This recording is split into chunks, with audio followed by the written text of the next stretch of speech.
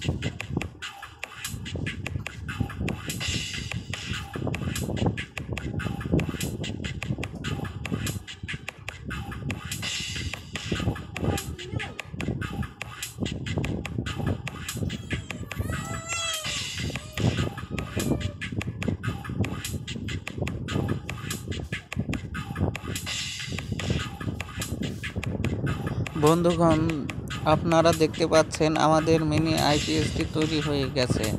এই ছোট্ট মিনি আইপিএসটি মাত্র 10 ওয়াট লোড সাপ্লাই দিতে পারবে। 10 ওয়াটের অতিরিক্ত লোড সাপ্লাই দিতে সক্ষম নয়, অর্থাৎ 5 ওয়াট, 8 ওয়াট, 9 ওয়াট, 10 ওয়াটের যে কোনো এলইডি বাল্ব, 220 ভোল্টের যে কোনো এলইডি বাল্ব চলতে সক্ষম। 10 ওয়াটের উপরে এলইডি বাল্ব জ্বলবে না এই মিনি আইপিএস দিয়ে। বন্ধুরা, আমার এই ভিডিও যদি আপনাদের কাছে ভালো লেগে থাকে, অবশ্যই আমার ফেসবুক প্রোফাইলটি ফলো দিবেন এবং আমার ইউটিউব চ্যানেলটি সাবস্ক্রাইব করে যাবেন।